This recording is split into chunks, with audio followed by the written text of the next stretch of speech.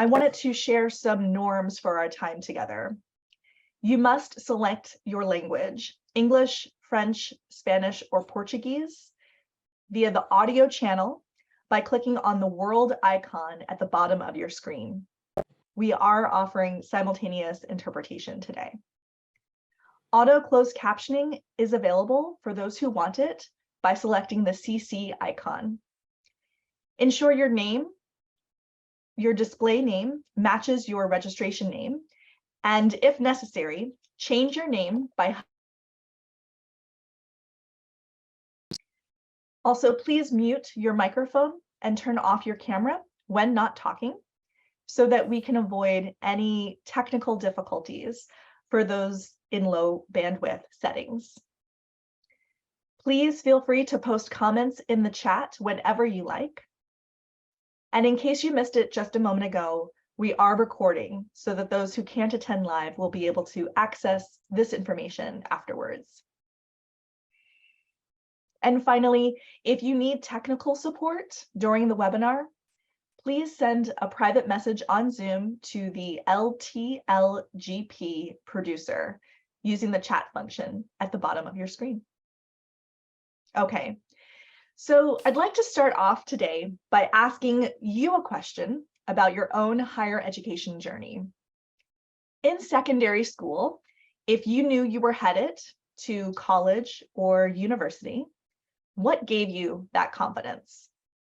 Take a moment and respond to this question by typing in the chat.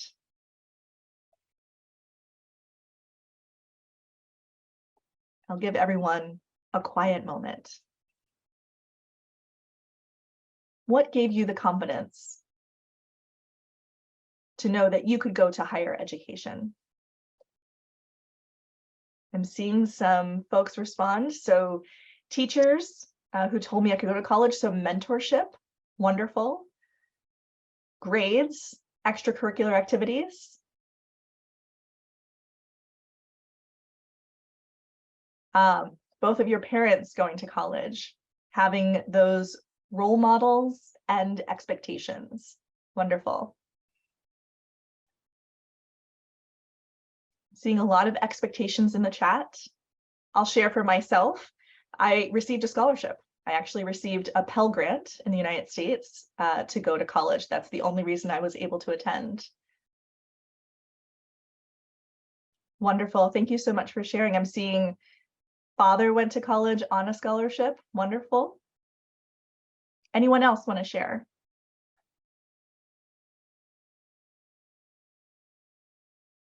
Yes, I never knew I could go to college until I got a grant. I 100% agree with that. And a preparation program. Wonderful. Thank you so much. Keep on sharing those things. I'd love to have everyone share with each other, but I'd like to for you to think about, as we hear from our presenters today, I want you to think about what enables students to access higher education and the barriers to accessing higher education and how those might differ across different populations, and in particular for marginalized and underrepresented populations. So think about that as we move on. As I mentioned before, I'm the leader for the Higher Education Learning Network, or the HELN. And I am so excited that the HELN is hosting this event today because we know that the promise of higher education is not available to all. Globally, roughly 40% of the eligible population is enrolled in higher education, according to UN data. But there are large differences between countries, regions, and populations. Marginalized and underrepresented groups, which can include women, individuals with disabilities, rural populations, indigenous populations, refugees, and many others, are excluded from higher education in various contexts. So today's event addresses question number 9 from the USAID Higher Education Learning Agenda. And today's event is going to challenge us to understand how we can improve access to higher education for all learners, particularly these diverse populations. In addition, USAID has allowed us to have this wonderful event as part of a global series on access and equity. The HELN has made access a key priority of our work, and we will be having other events focusing on this over the next month. Today's event will be followed by our regional discussion of women's access next week and our global networking event later on in March. And so I hope you will think about continuing this learning journey with us.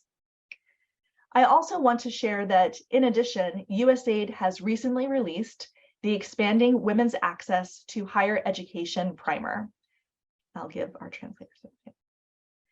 The Expanding Women's Access to Higher Education Primer offers an initial review of the evidence, as well as practical recommendations that can help USAID, implementing partners, institutions of higher education, and other stakeholders address gaps in women's enrollment in higher education.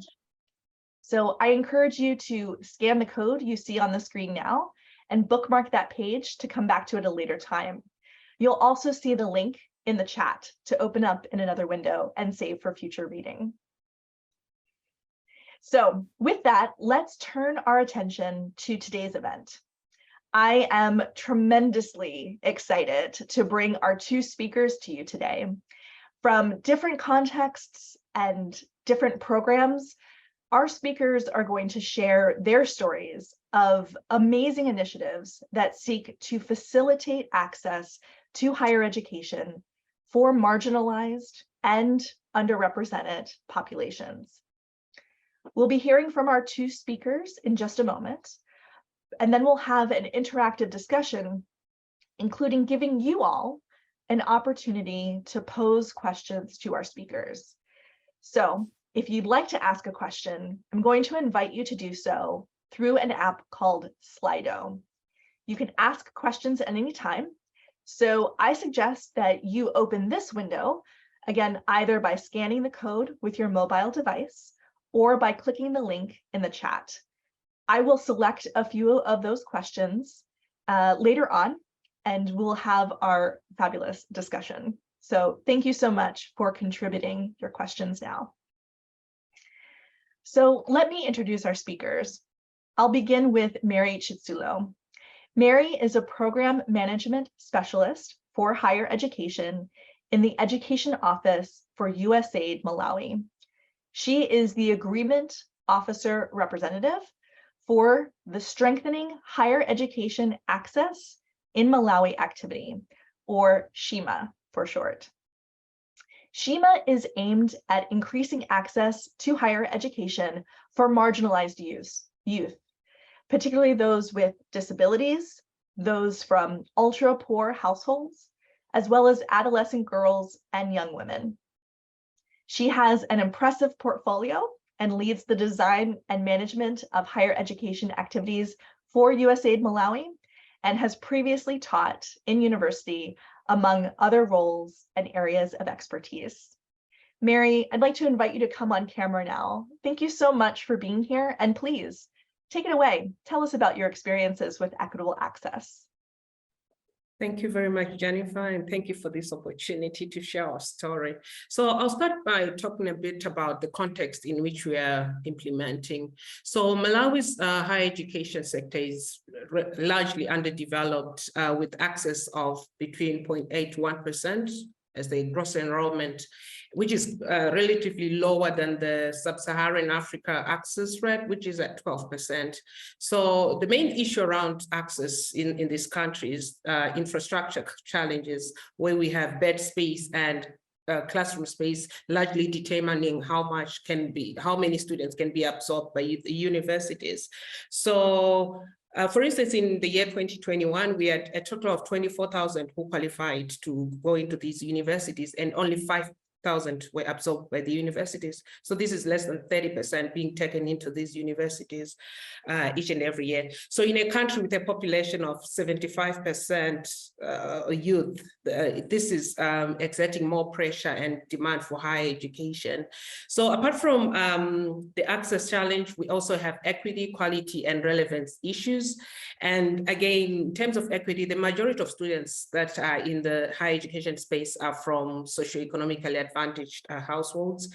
And again, women's participation is lower than that of men, and that of students with disabilities is also very low in our universities. We have issues of inclusive education not being tackled in our universities, with physical barriers, infrastructure that does not allow a movement for those with physical disabilities. So the lack of access by these groups ultimately affects their ability to secure meaningful employment, including self-employment.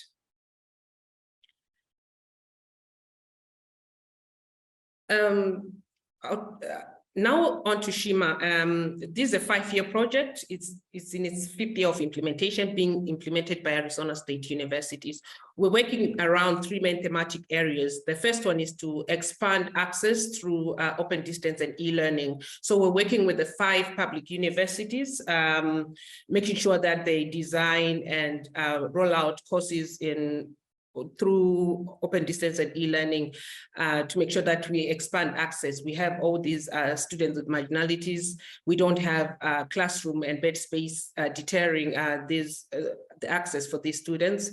And we're providing scholarships for the students that we identify from the rural areas and the community-day secondary schools. And we're also working with universities to improve their student support services. We also have a component in workforce development where we're working with private sector and industry to facilitate internships for students who are undergoing our trainings and entrepreneurship training, and just making sure that the private sector also participates in curriculum design.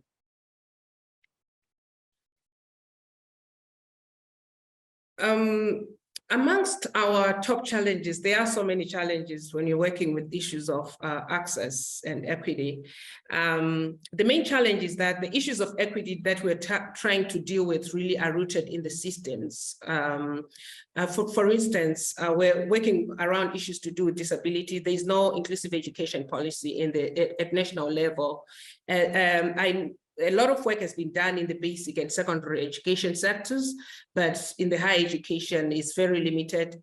And we have like 1 institution out of the 5 institutions that we're working around that is implementing inclusive education practices to a certain extent, especially for supporting those with visual impairment and hearing impairment. And so the absence of policies really has made it very difficult for us to advance the areas of access and equity that we're working towards. Shima is a unique project in that as a higher education activity, we have tried to work with decentralized structures, which is very rare with higher education programs in our country. So the higher education sector does not have decentralized structures. So in order for us to reach to the students that we're looking for, we really had to go out to the district to make sure that we identify the students that we're looking for. So we had to establish some decentralized structures, taking advantage of those for the basic and secondary education structures that exist in the district. So it took time for us to establish these and to get a buy-in again from the key stakeholders that we had identified to come into the project and assist. And we had initially set a target to say in our interventions, we're going to target 75% of the students to be females and 25% to be male. But unfortunately, because of low transition rates for females at all levels,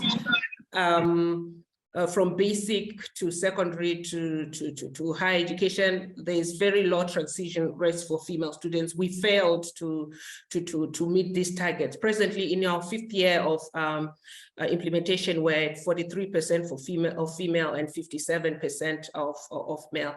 So this has really affected the targets that we had set.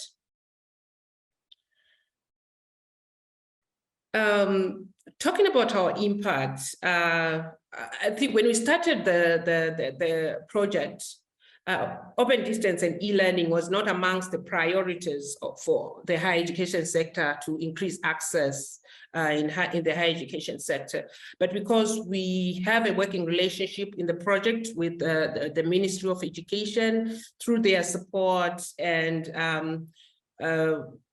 the coming in of COVID, it kind of amplified the need for the higher education sector to invest in open distance and e-learning. So when we started, only 3 universities had been implementing open distance and e-learning at very small levels, but then now we have 2 new universities that have rolled out open distance and e-learning courses for the first time. So through support from Shima, we have trained course designers, and we have helped them setting up a learning management system for students. So through the courses that were designed under Shima, we have managed to get 9,000, to give access to about 9,000 students enrolled in these courses, and we have given out 1,471 scholarships to these marginalized students to date. And we have promoted what we call a collaboration model with the universities, because looking at the low-resourced nature we're implementing in, it was only sensible for the universities to come together and be sharing the infrastructure, the satellite centers in the districts, and the human resource within the universities to be sharing ideas and learning from each other. So through the collaboration model, we have enabled access to many students in the districts to access course content in the districts. Some of the issues, the practices that we have noted in the course of implementing this activity was the intentionally designed scholarships that are designed for inclusion, where we were not just giving out tuition or paying tuition for these students. We made sure that we also provided them with upkeep. We paid home visits to most of these marginalized students, because apart from academic issues, they also had their own social, cultural issues from the districts that they were coming from. So we made sure that we followed up on the students. And again, we also mentored secondary school students just to make sure that we raise transition rates for those that are coming from low-resource secondary schools. So we did this by utilizing the recipients of the scholarships to conduct these mentorship sessions. And again, when looking at access for marginalized sections of the community, the use of decentralized structures has proved to be very vital in identifying and reaching the target population that we're looking at. And the facilitation of partnerships and collaborations among the universities to share the scarce resources has also proved to be very beneficial to enabling access to the students that we're looking at, we were targeting. One issue that our universities has not intensified efforts around is psychosocial support, but looking at the cases that we're coming through, we had cases of students we're supporting who had low visual impairments and became blind in the course of learning, and many other issues. Girls we're supporting who were forced by their families to go into marriage. So all these were psychosocial issues that we had to deal with as an activity, and these students really needed support. So investing in psychosocial support for marginalized students in universities is another way to go in encouraging access.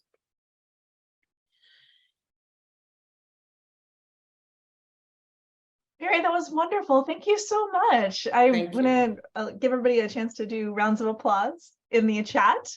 But thank you so much. That was a great overview. I think the SHIMA program is just so impressive because it's so comprehensive. It has scholarships, it has mentoring, it has connections to the workforce, it has just really fantastic integrations of distance and online education. So congratulations on those thousands of students that you've been able to provide access to higher education through SHIMA. So thanks so much. Don't go away now. Come back on camera. I want to ask you a question if you don't mind. Wonderful. Thank you. So Mary, before I move on to the next speaker, you were talking a lot about these decentralized structures and how important that was to find those collaborators and bring that connection together. So I'm really curious if you could maybe just 1 or 2 minutes, tell us a little bit about the policy and government environment and sort of how you worked across these institutions to really really shape how they worked, and what factors at sort of the policy level or the institutional level really helped you move across all these decentralized groups. Thank you so much. So as I mentioned, that when we started, ODL was not amongst the priorities, and including the ministry itself.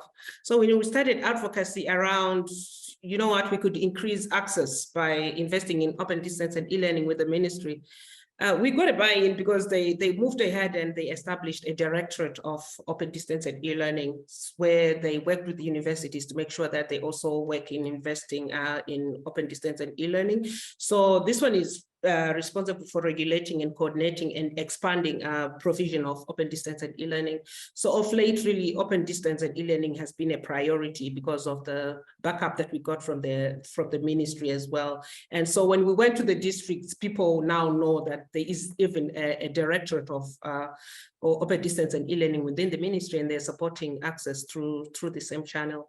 So I think that was one step towards making sure that we're supported in the cause that we're fighting for. Thank you. Fantastic. Mary, one more quick question. I have some additional information I wanted to ask you about Wi-Fi access. I think you have a program, something called Sunspot. Do you want to talk a little bit about how you facilitated that? Oh, right. Okay. So this is a gadget that was introduced. It's called solar-powered offline teaching technology. This is a gadget that students the faculty can upload content, and students can access the content without the use of internet, but just using local Wi-Fi. And it's also solar-powered, so there are no hassles about having to have access to electricity. So this one was distributed to universities. It will be used in the satellite centers for students in the district that go to these satellite centers to access content uploaded by faculty. So that's one way to make sure that we deal with the internet connectivity and electricity challenges that we have in the country. Amazing. Thank you so much, Mary. I'm going to bring you back a little bit later for more questions, but I'm going to move us on to our next speaker.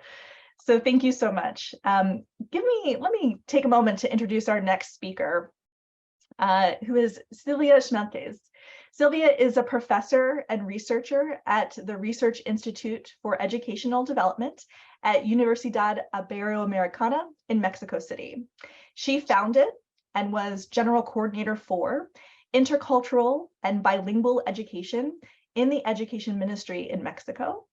Sylvia is an accomplished researcher and educational leader, and among her many accomplishments, she received the Joan Amos Cornelius Medal from the Czech Republic at UNESCO for her contributions to education in 2008. I could say a lot more, but I'd rather invite Sylvia to come on screen, which she has, and to share her work about intercultural university initiatives in Mexico. So Sylvia, please. Thank you very much, Jennifer, and thank you to USAID for this opportunity. I'm very happy to be here this morning. And well, as Jennifer said, I headed general coordination for intercultural and bilingual education from 2001 to 2007. And that is where we funded the first intercultural universities, and that is what I'm going to talk about. So the context at that time was that higher education institutions were concentrated in the cities. They still are, pretty much. But at that time, it was very, very clear that they were concentrated in the capitals of the states. And they were very hard to reach by indigenous students and by those living in rural areas because it was very expensive to move to the cities. The indigenous population is in Mexico around 12% of the population, and only about 1 to 3% of the enrollment. We really don't have the information, but more or less what we estimate is that only between 1 and 3% of the enrollment in higher education is indigenous. So the opportunity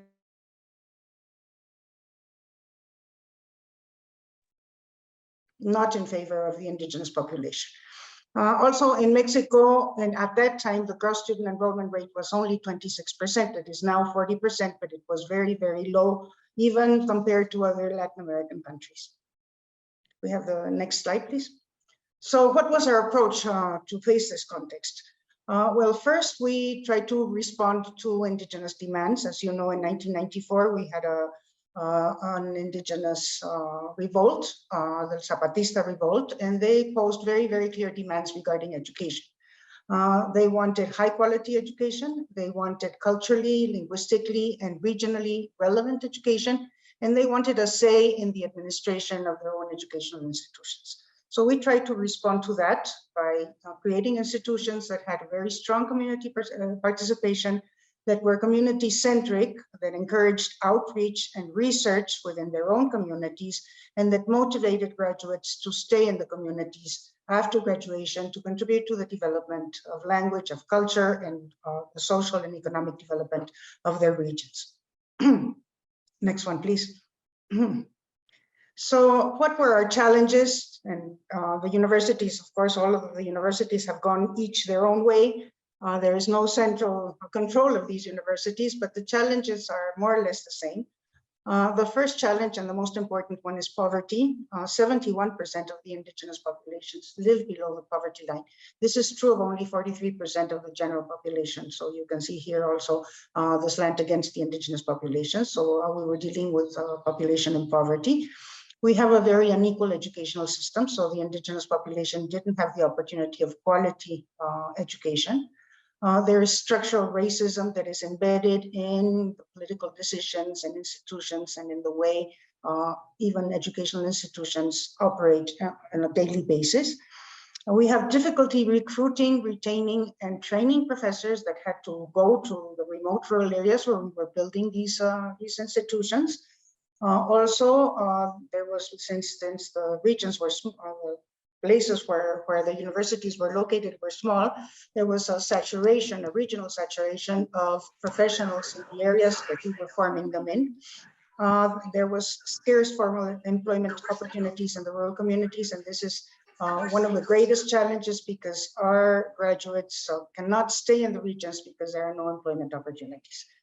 And also, some political appointments of the university presidents were done by the governors with other finalities in mind, not necessarily educational. And in some cases, though, that created problems. We have the next one, please. So what impact have we had up to now? Well, right now we have 14 intercultural universities. I was in office when we funded 9 of them.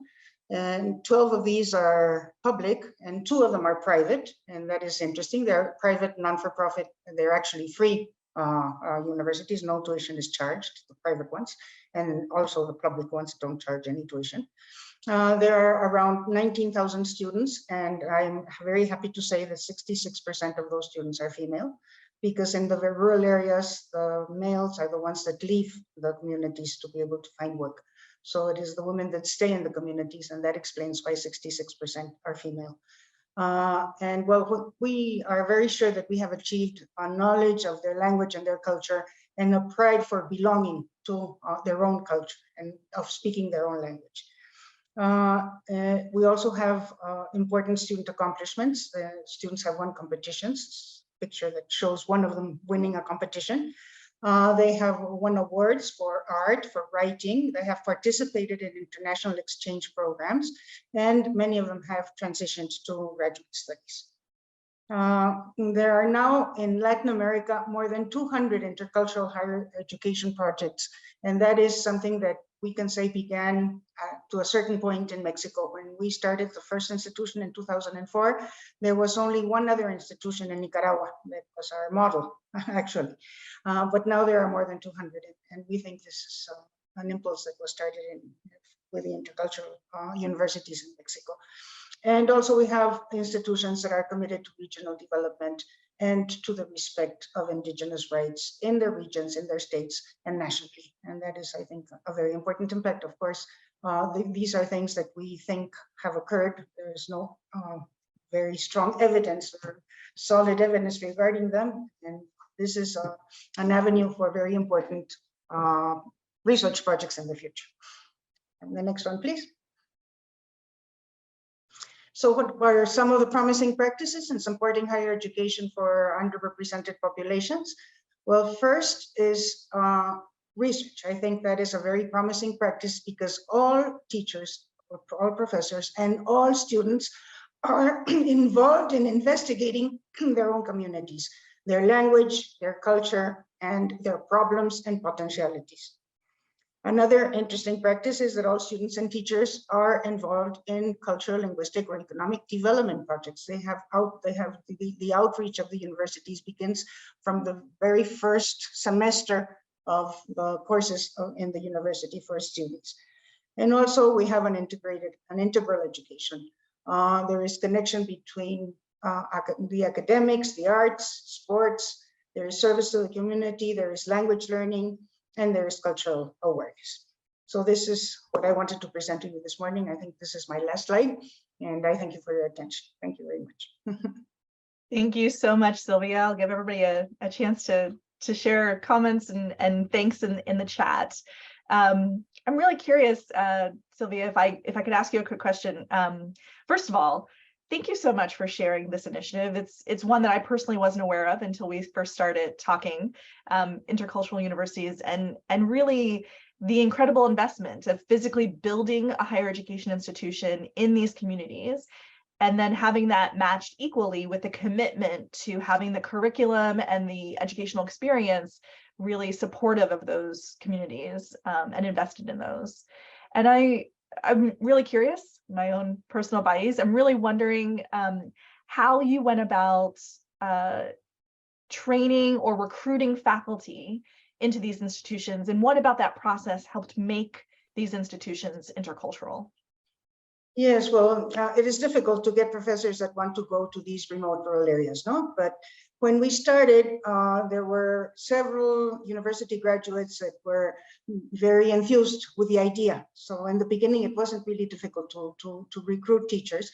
And as time has gone on, well, things have evolved a bit. And what we have is a large turnover and an enormous difficulty in recruiting professors. But in general, professors are recruited based on their disciplinary and academic history.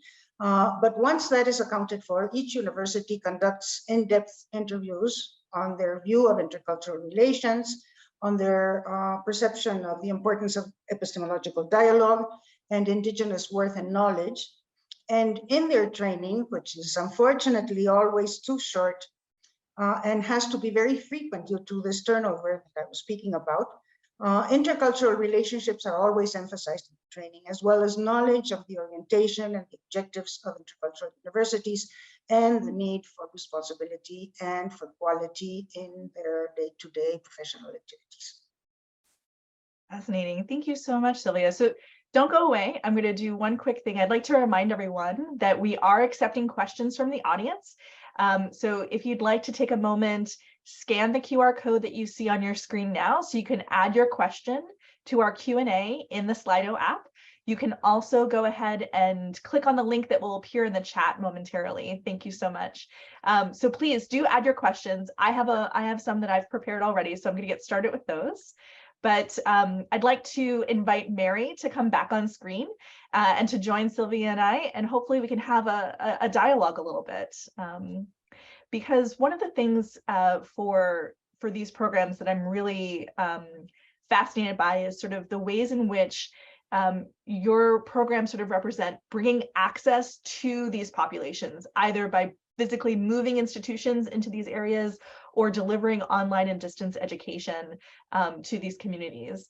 And that's no small feat. And so I'd love for you to take a minute and imagine if you had an unlimited budget, knowing what you know now, what would you do differently at the beginning of your programs in order to improve access and meet their sustainability? And what would you do in order to scale and sustain these interventions? So imagine, unlimited budget, what would you do with it? And Mary, why don't I turn to you first? What would you think? Thanks, Jennifer. We could do a million things, but I'll specifically talk about one. I think for the scholarship component, we would have designed it in a way that it would allow a component of allowing the students to purchase a gadget like laptops, giving them a grant to buy laptops. We had students who were using smartphones for the first time when they joined these colleges. So most of them used part of their upkeep from their scholarships to purchase their smartphones, but they needed them to be able to access course content. So it's not easy to be getting learning content from a mobile phone like throughout, you know, and they would go and get their assignments typed maybe elsewhere in local bureaus, internet cafes. So if there was that chance, would just enable them to get laptops to make their life much easier. And work would have worked again, because this is a general problem with most university students here who even get, those who get loans, university loans, they do not have that bandwidth to get finances to purchase laptops. So if that, we would have worked with National Loans Board for the higher education sector to be loaning out funds to students to be able to purchase the technological gadgets they require. Thank you. Yeah, thank you so much, Mary. It's I highlighted the sunspot and the ability to access the online learning education, but all of the technology needs, educational resources, cultural resources, and technology resources are so important. So building that in, that's really helpful. Thanks. Sylvia, I'm going to turn to you. Unlimited budget, dream away. Wow. What would you do? Unlimited budget, that is really a dream, no? That is right? But in that case, I would do many things differently, many things. One of the things that I would do is I would pay the teachers much more, and I would build living quarters for them, because it's always very dignified, decent living quarters. No, it's always difficult to find a place to live, and that is one of the reasons for the turnover. And I would do the same for the students, but I wouldn't build dormitories, but I would fund households in the community to have adequate rooms, room and board services. These loans would be subject to agreeing on a ceiling of costs on room and board, because one of the things that has happened in the community is that room and board costs have gone up, no, as a consequence of having the university there. So that's one thing that I would do, because I think it's very important for the students to live with the community, no, not to live apart in dormitories.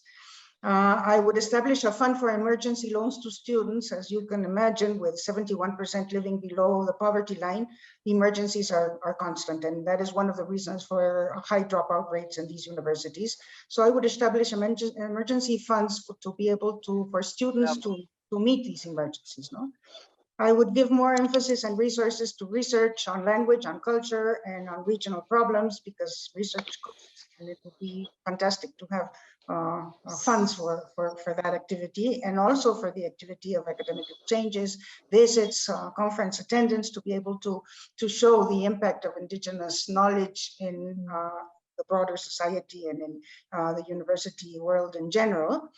And I would improve the conditions for the functioning of effective outreach projects with communities.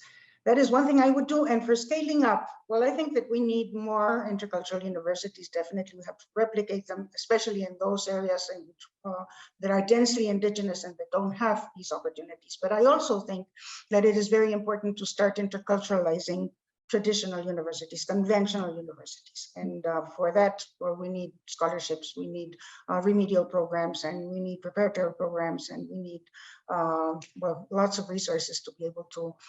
In my university, we used to have indigenous students, because the Ford Foundation had scholarships for indigenous students. And it was fantastic, not only for them, but for the rest of the students to be able to interact. And I think this is something that should happen in all universities in our country. Thank you. Wonderful. I want to give you all of the budget. That's so many great things. Mary, so you're raising a point, and I'm curious, Mary, we talked a lot about in Sylvia's example about how the institutions were really shaped around the students' experiences. Do you have any thoughts or examples, I'm putting you on the spot, on how the institution was able to bring these new students into the universities, things that went well in that transition, other support that the universities could give these sort of new students, newly accessible students? Oh, you're on mute. There you go. We had to do it at least once. Every event has to have at least one time where somebody's on mute. Yeah, I know. We had a couple actually. We have had a recent one where the guy I was talking about, the male student who totally went blind in his, I think, second year of study. So this university cannot accommodate him because they don't have facilities and trained faculty. So through the collaboration model that we have, this is something that doesn't happen with Malawian universities. We have negotiated for a transfer for this student from one university to the other that actually has accommodations for students with visual impairments. And we had a case whose performance was low. He had a hearing impairment, and we had to get medical attention, and we ended up purchasing hearing aids for him. And we had students who had visual impairments with one university. We worked with the university to make sure that all the learning materials were translated to Braille. So this is something that the university doesn't do, and I'm sure they'll be doing it going onwards. So these are some of the examples that I can have. Thank you. That's fantastic. So not only were you able to sort of facilitate an unusual transfer, right, in the Malawi context for students to transfer, but you were able to help the institution create resources to give these students access as well. That's fantastic. All right, I'm going to pause here because I'm deeply curious to see what our audience is asking. So I'm going to ask our producer to bring up the questions, and let's take a look and see what the audience is curious about. Let's engage in their audience Q&A. Okay, so employability, that's a great question. I think maybe we'll come back to that.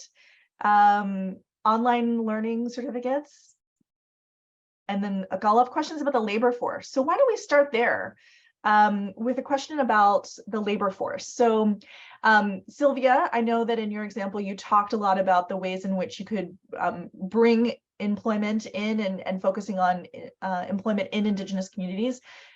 Mary, I know you were also talking about the connections to the workforce and internships and things like that. So let's start with Sylvia. Talk to us a little bit more in depth about how you worked to design employment and connections to employment in the university, and what are some of the impacts, and how have you been able to track that?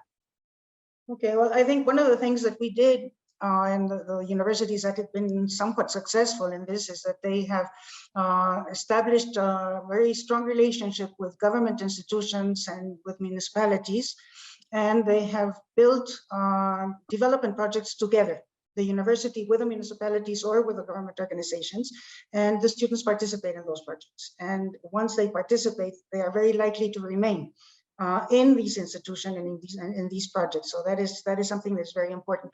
Another thing that we have done is, I don't know what you call it in English, but we call them incubators of entrepreneurships for the students to build in their own communities. There are many services that are needed, and lots of things that they can do as entrepreneurs within their communities. No? So this is something that some universities have done and that has had good results.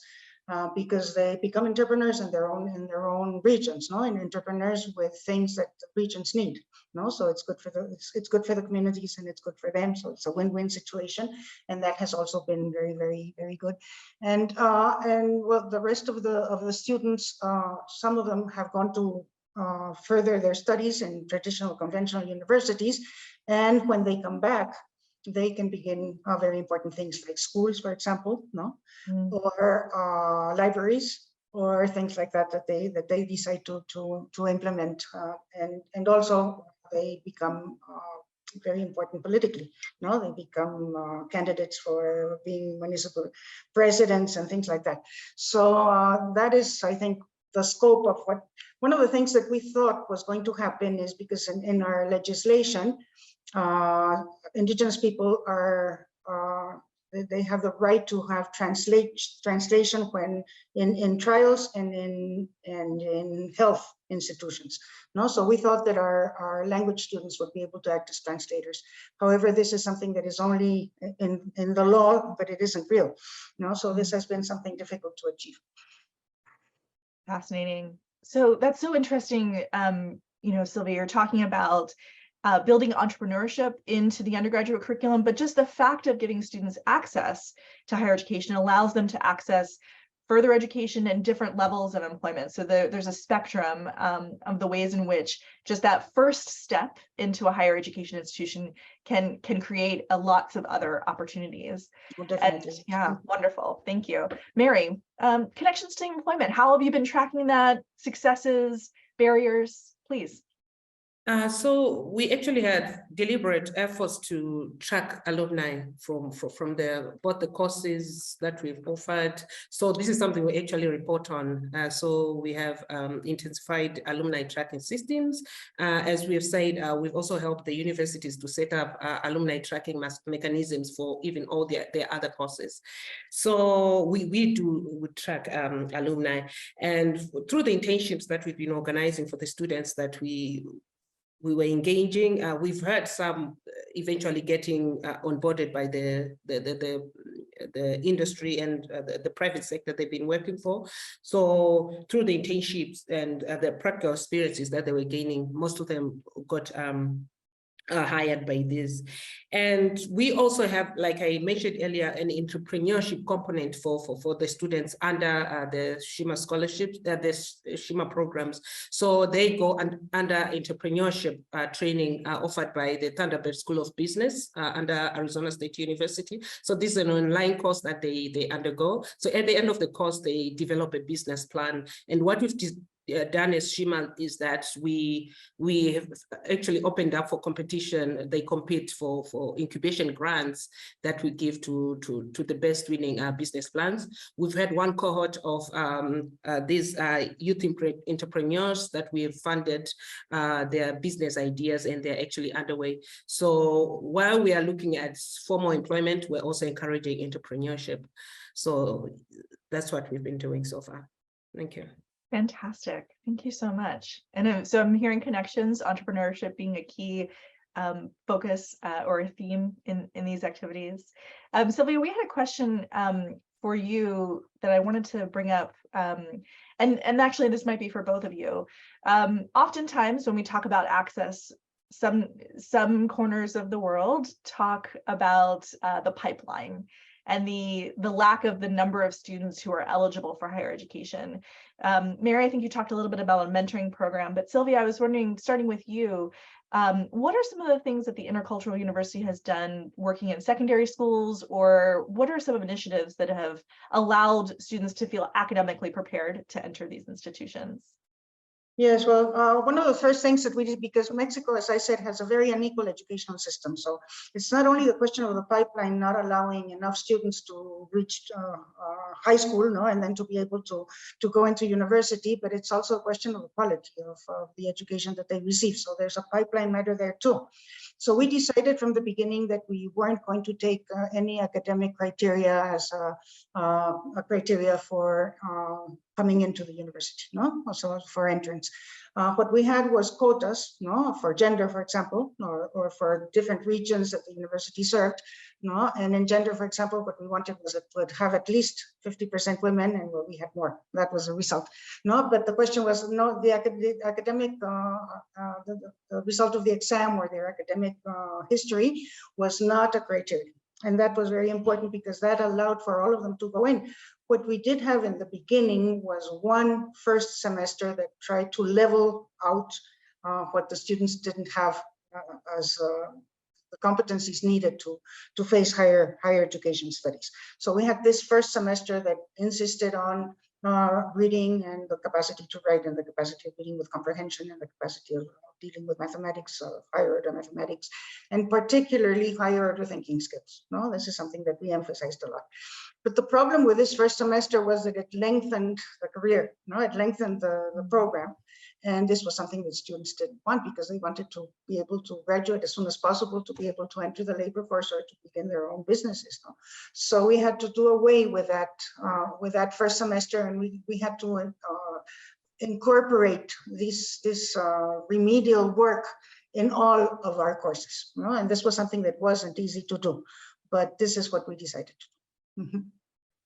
Wonderful, fascinating. I am imagining our audience of higher education institutions are saying, what do you mean you don't have academic requirements? But you built the institution to meet the students where they are. I'm sorry, yes. Actually, the academic world criticized us a lot, no? Because they said this is a second-grade education, we don't have academic criteria.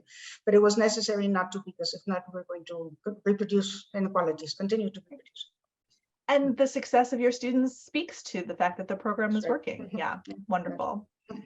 Mary, if you could jump in as well, how has Shima worked with secondary students? Can you talk a little bit more about the mentoring program? How are you supporting that preparation for those students? Thanks, Jan.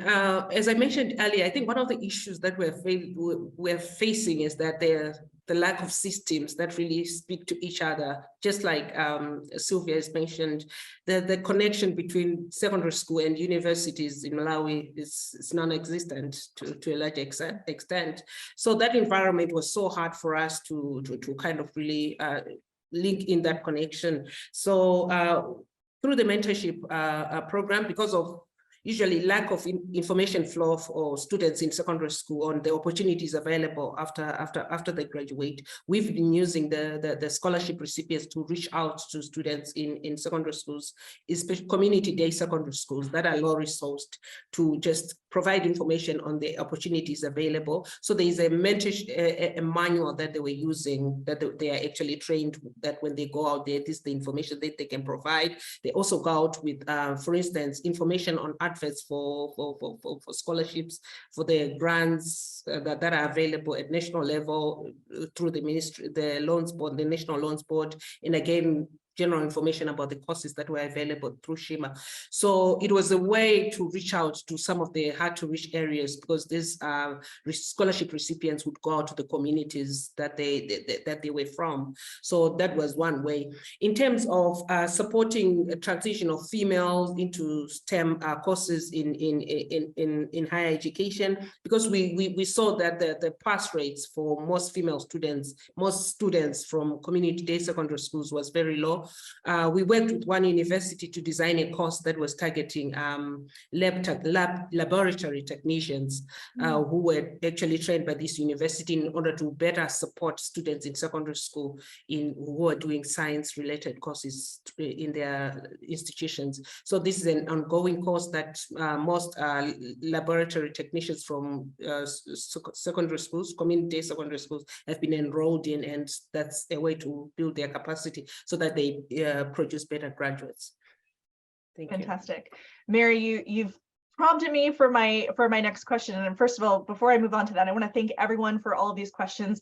We don't have time to get to them all. I'll see if we can perhaps beg Sylvia and Mary's time for a couple more minutes after this to have them answer some of these questions, and we can share those out with our registered audience afterwards.